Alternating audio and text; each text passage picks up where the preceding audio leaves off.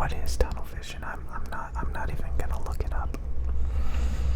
But it's basically where you're very focused on a very specific thing for a long period of time, and you overlook everything else around you. So, say you're addicted to a video game, or you're addicted to checking your phone all the time. You're just constantly distracted by something. You have all these addictive apps on your phone that you're constantly getting notifications from, or you're constantly trying to get a dopamine fix from a video game, and you have like filled up your day with all of these little distractions, and it prevents you from doing basic tasks because you're too busy playing World of Warcraft and eating Hot Pockets. So of course, you're not going to clean your room. Of course, you're not going to focus on a bunch of things.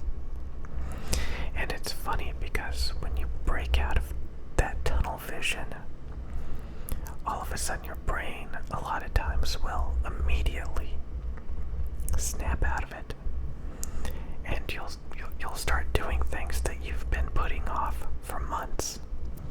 There's things that you've been meaning to do, that you've been meaning to focus on. All of a sudden, if you get rid of your obsession that's giving you a tunnel vision effect,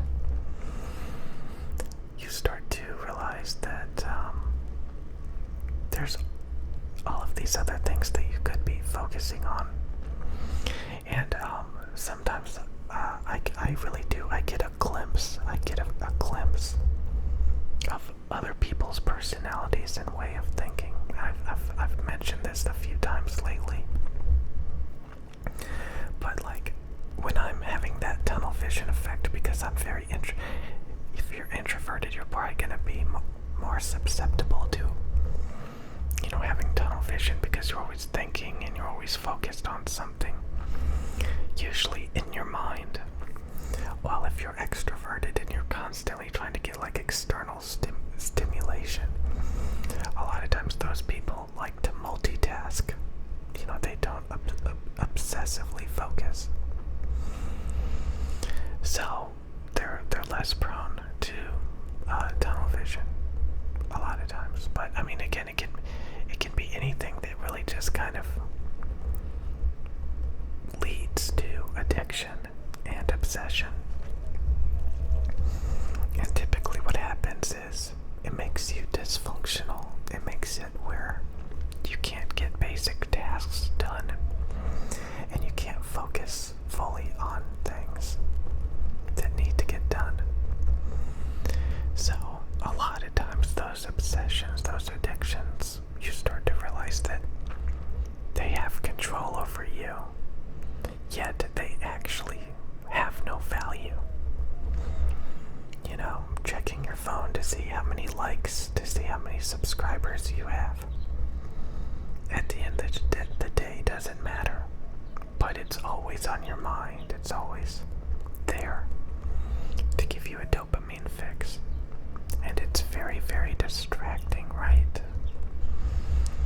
If you're always thinking about new video games that are coming out, and the video games that you currently play, or you're just so distracted over something that you saw on Twitter, and you're just constantly checking up on all these little things. You've got your blinders on. You're focused on all of this useless garbage that has no value at all. But it's severely impeding your ability to think clearly and to get things done and to focus on what truly matters, because a lot of times those things don't give you instant gratification.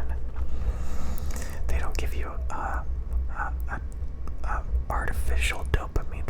It's basically like processed food for your mind. You get these little dopamine fixes quickly, easily, in high concentrations.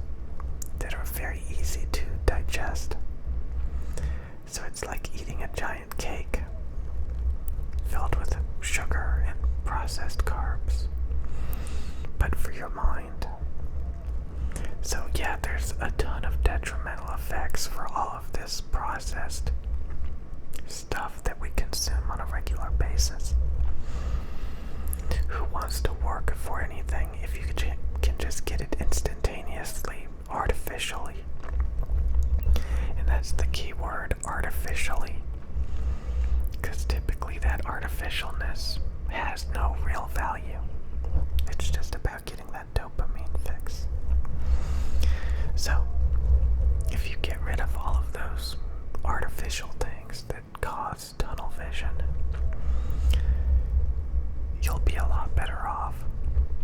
And I used to think like it was just me. You know, it's just me who is like constantly checking my phone, or it's just me who is constantly obsessed with whatever video game I've been playing. You know, it's just me who constantly needs to get my caffeine fix every morning at Starbucks. I kept thinking that like it's just me. It's always like nobody else has to deal with this. Like I just have like a obsessive personality, a addicted state of mind.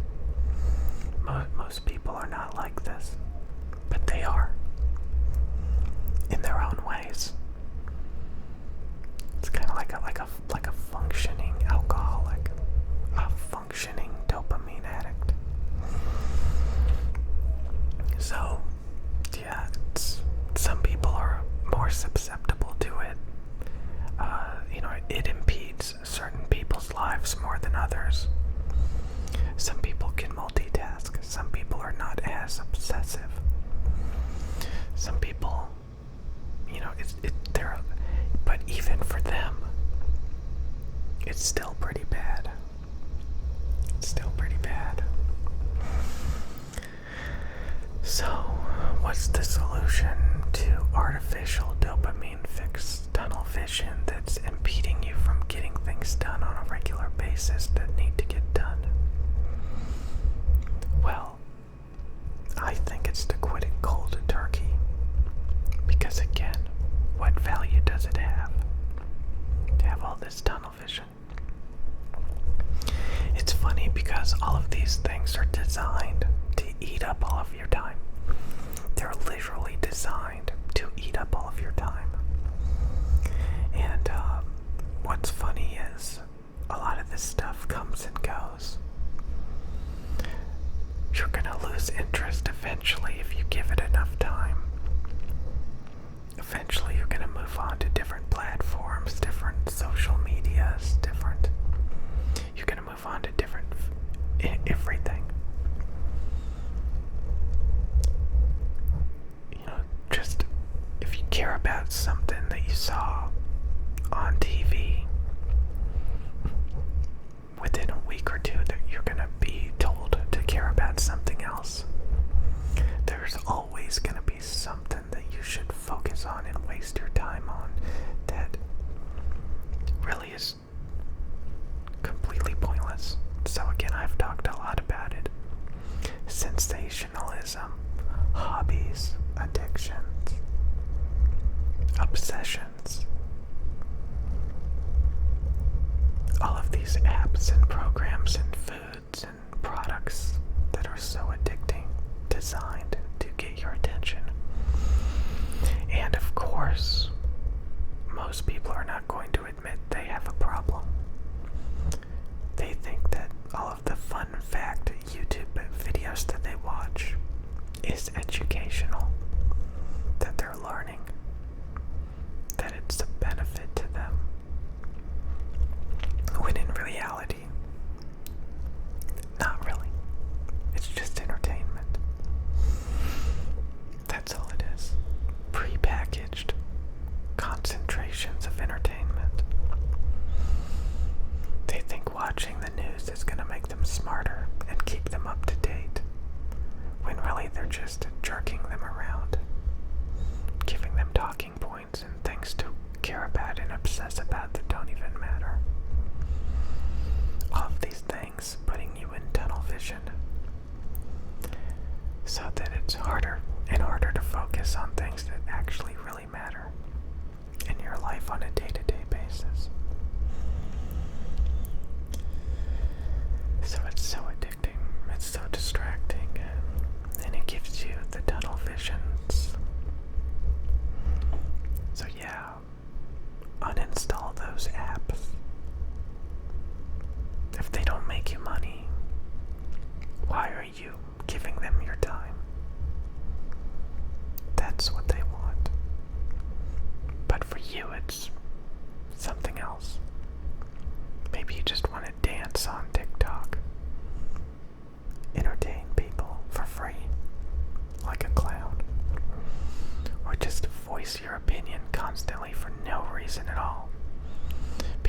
everybody else is doing it, so why shouldn't you?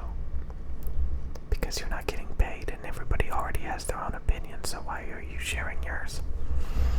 There's plenty of people who have your opinion. Why do you feel the need to express it all the time? It's just wasting your time and energy caring about things that don't even matter. And just shouting it out. Just sad. Sad, sad, sad, sad, sad, very sad, very sad. Some people are like, why you always say things are sad? Things are sad. Because they are. It's wasted energy. It's people just like